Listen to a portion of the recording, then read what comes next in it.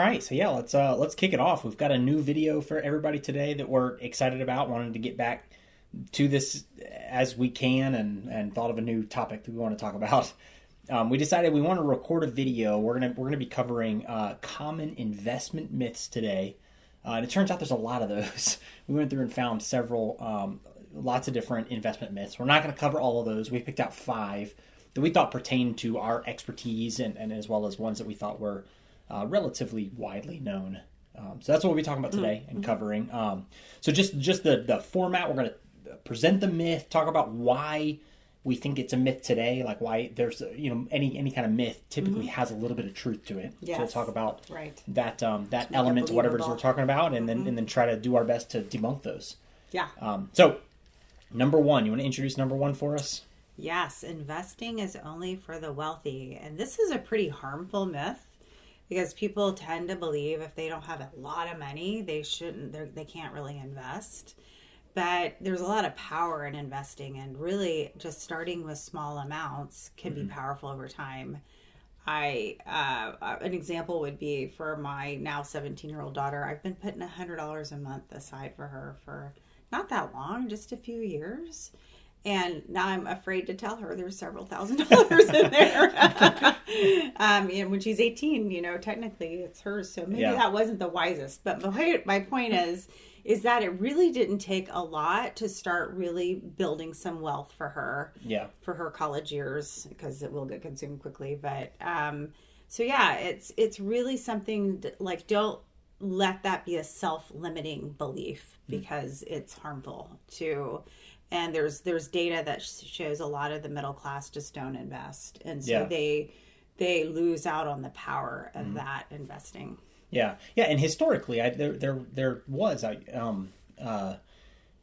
some truth to that, in that there were more barriers that were kind of there. Large transaction costs, and for a broker or anybody to talk to you, you needed some wealth, but that's definitely not true anymore.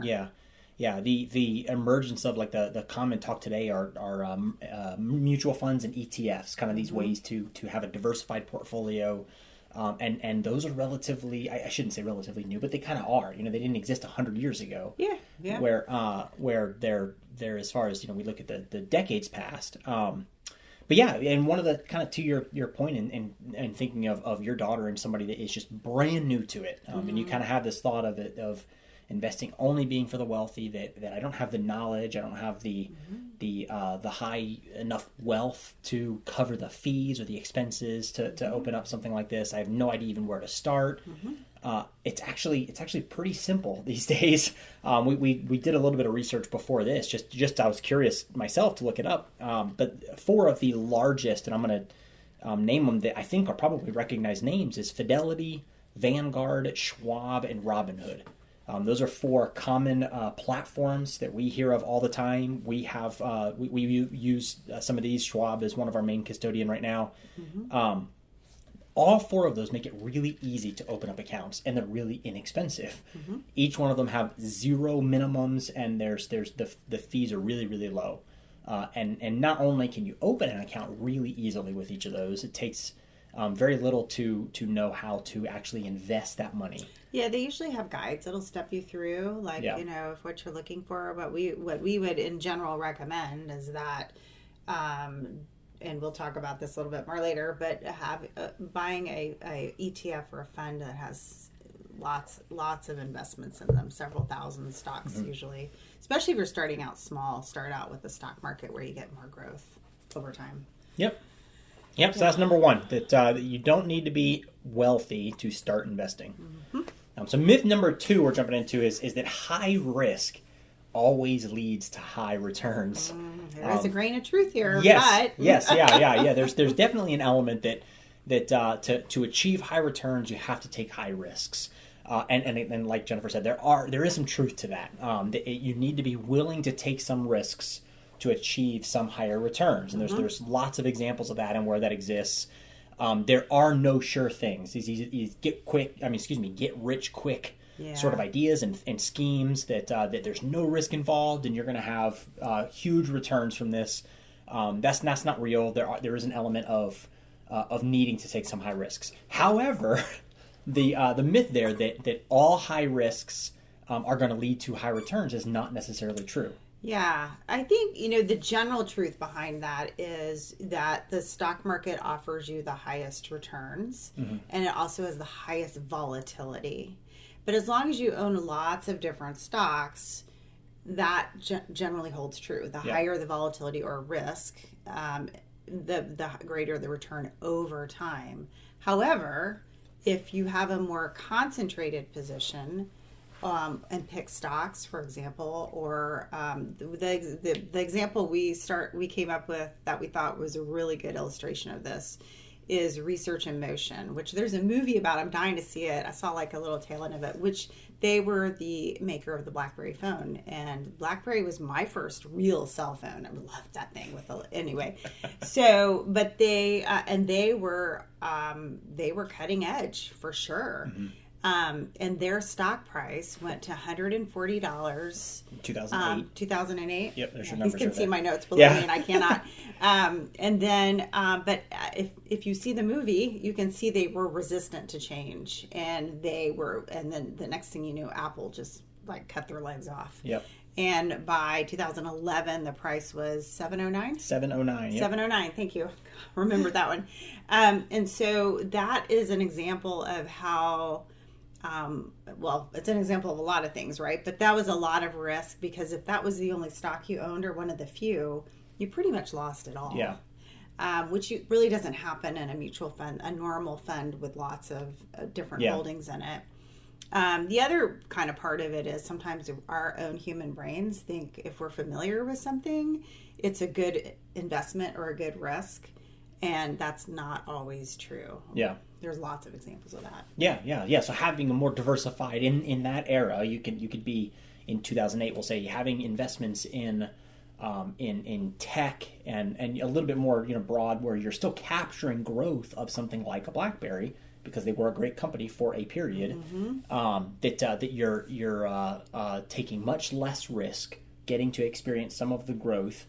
And not seeing that full downside of going to zero, right? Yeah. There is some trade-off there, right? Yeah. You might not shoot the moon, but you also don't risk losing it all. Yeah. And that's hard. The current story is NVIDIA. Yeah. And it's just been phenomenal what it's done. And it's great conversation. Like, well, I bought NVIDIA, whatever it might be. I did not buy NVIDIA.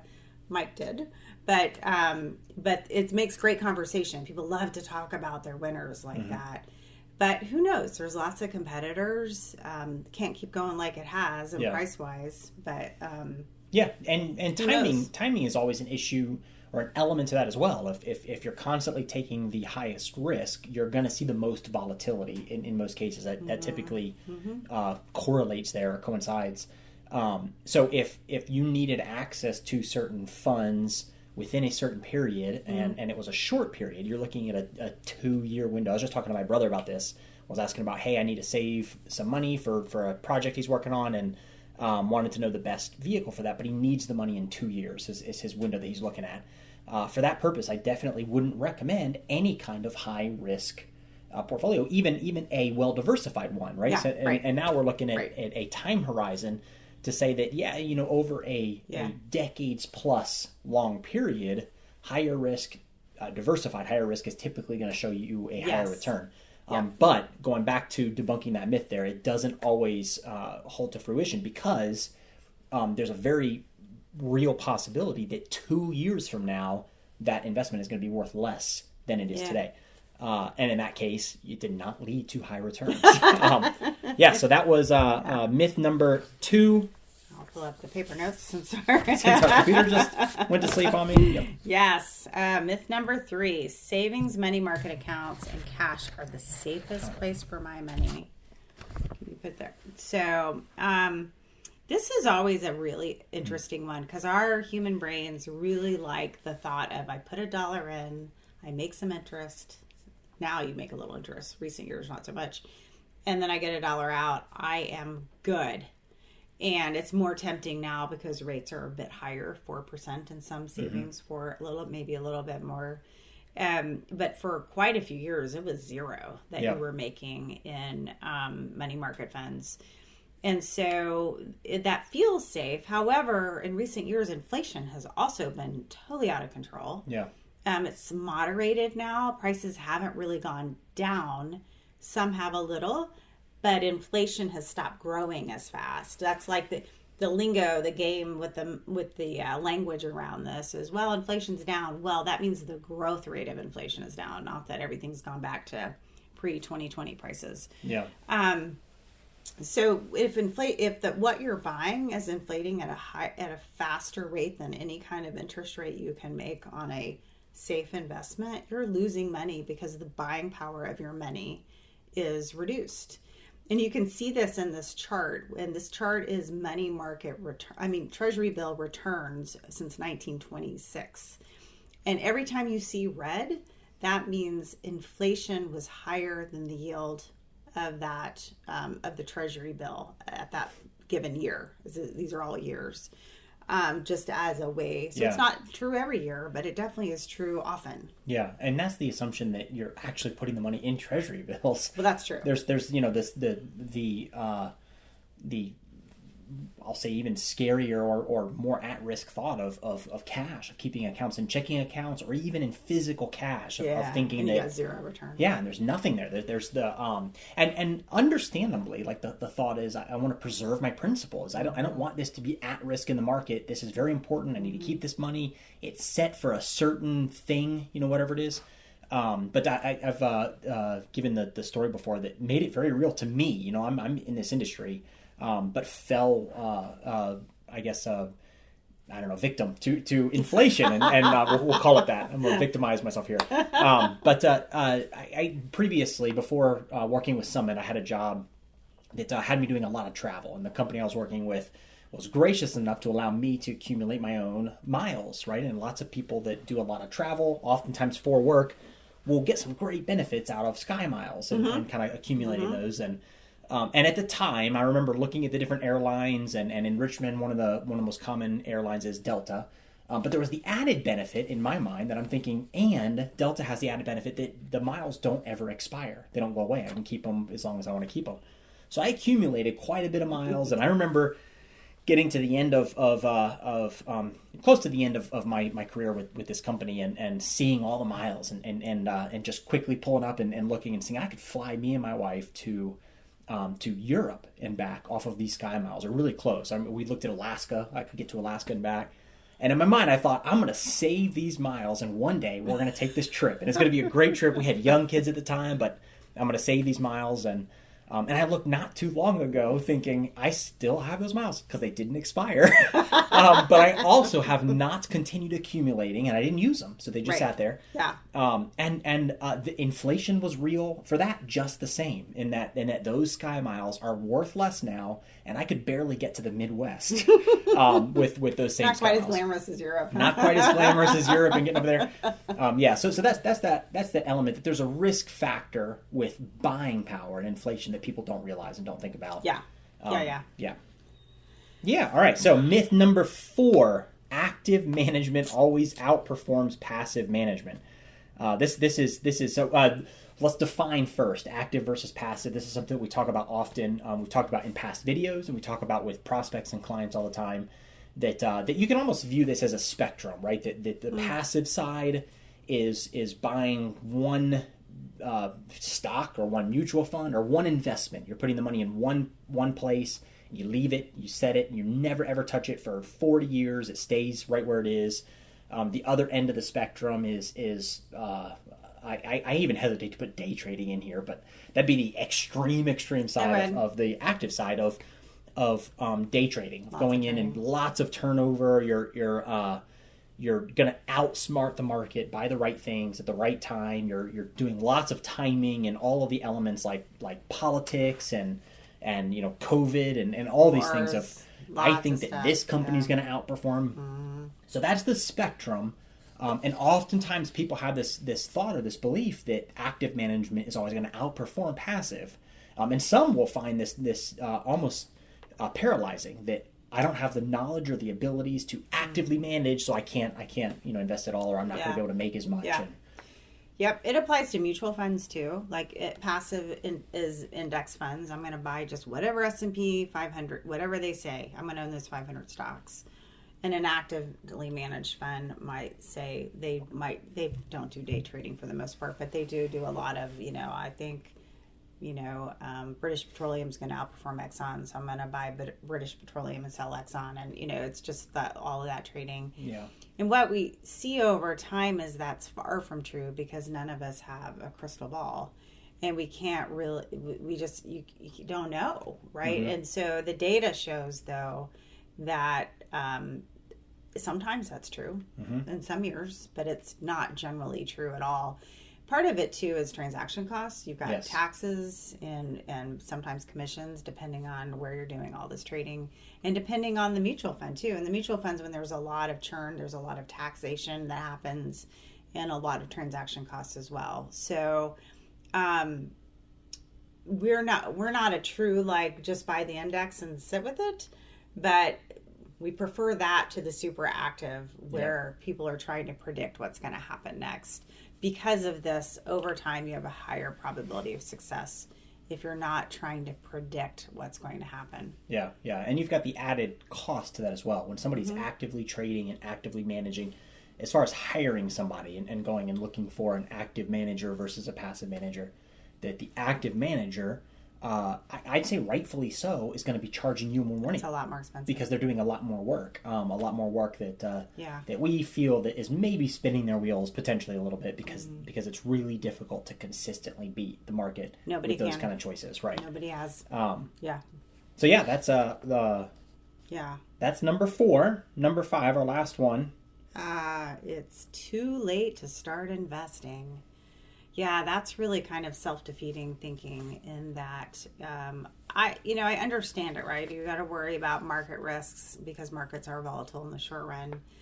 But I've definitely seen it where clients have started saving later in life, and really anything you can do to pad your future years, anything is better than nothing. Yeah.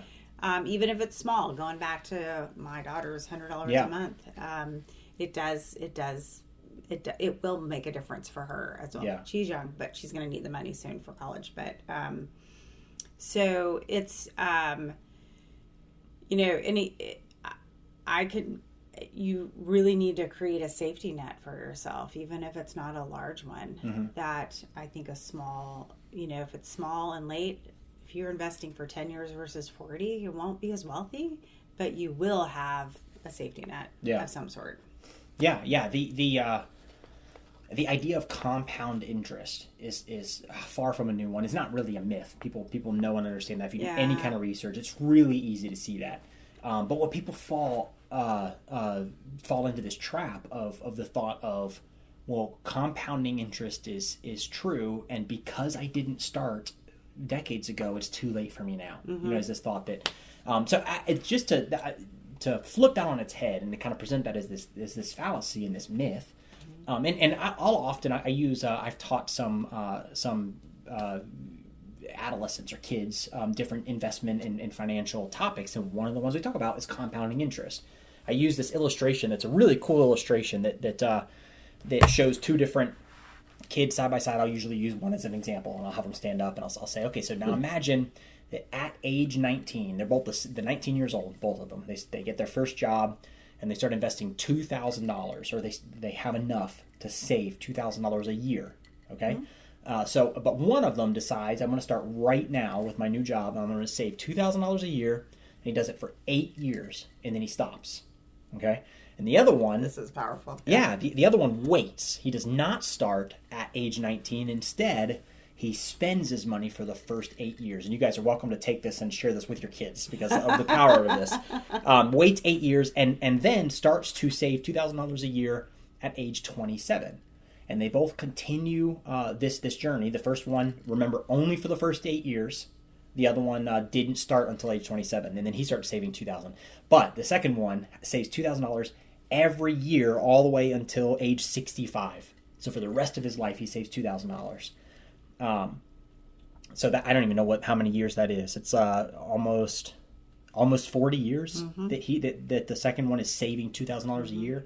The first one, by starting 8 years earlier, comes out so much further ahead. And the interest rate we're using is a high one. And I realize, maybe not sustainable, but for illustration purposes, we're using a 12% return on this money. Yeah. Nice one. Yeah, so it's a 100% equity. equities. Yep. Yeah, and at 19, people potentially have the flexibility to do that. So to put this money away. Yes. So the difference in the wealth is almost $1 million. It's like $700,000 in difference for the one that saved, much less. Like the money that went into it was much smaller, but just started earlier. Now, here's the fallacy or the thought that people will hear that and will think, well, I'm not 19 anymore and I can't do this anymore. Right. If that was true at age 19, that doesn't go away today. Compounding interest is still true today. It's true that you can't go back to 19. But you're still today, and a decade from now, you still could have started 10 years earlier, right? Yeah. So there's always now. You can always start today. One thing that we talk about often with clients that come in is they are in their 50s or 60s, and they start to think about the conversations usually around becoming much more risk averse, right, and taking their money out of because they're approaching retirement and thought that I'm about to start spending money and. All the media says that I should be coming out of the stock market. Right. But one of the things that we present often is at age 60, you potentially have another 30 plus years of living. Like, that's still a long time. It is. A long time for compounding interest to work in your favor. Yeah.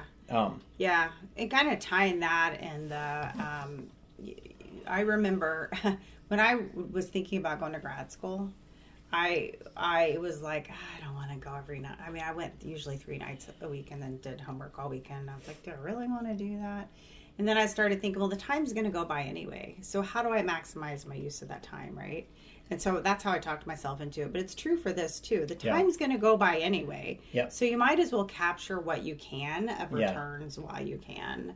And sometimes that's not just for you, but for your heirs. Yep. That it will continue to grow for them if you don't spend it all later. Yep. I did the same. I went and counted the same illustrations, so that same $2,000. If you started that by age, what was it, 57, right? So you retire by 65, you're 57 years old, and you start doing that $2,000. Even though you're within 10 years, you're only going to be able to save for another 8 years. But you save for those 8 years, $2,000 a year, and it would have to be 100% equities. But we put this away, and you're saving an aggressive. As long as you do that intentionally. Yeah. by 90s, and let's maybe consider this as something that is you're just setting this aside for heirs, that you've got money for yourself, but by age 90, you're by 91, you'll have over $400,000. Wow. In a $2,000 a year. So that's now your late 50s that you start doing the $2,000 a month. Money. It's real money. It's real. So compounding interest was true when you were in your teens and 20s. It's true today just as well. Whatever age you're at, starting now, it's never too late to start. Yeah, for sure. Yeah, and everyone's experience will be a little different. 12% is probably not as sustainable, but long-term returns are 9-10% in equity markets, and so I think the 12% is potentially achievable too, because you're dripping money into different markets. Yeah. But yeah, it's still, the math is still the same, true either way once you compound your returns over time. Yeah. So yeah, that's I don't know if that dispelled any myths for you, but it was kind of fun. It's fun to look at it. Yeah, it's I think one thing that we maybe take for granted in just being in this industry, there's lots of myths that we hold in other industries that we just don't know because we don't know. So hopefully that's something that you're hearing and it's maybe changing your thinking about that a little bit. And we would always encourage you to talk to a financial professional.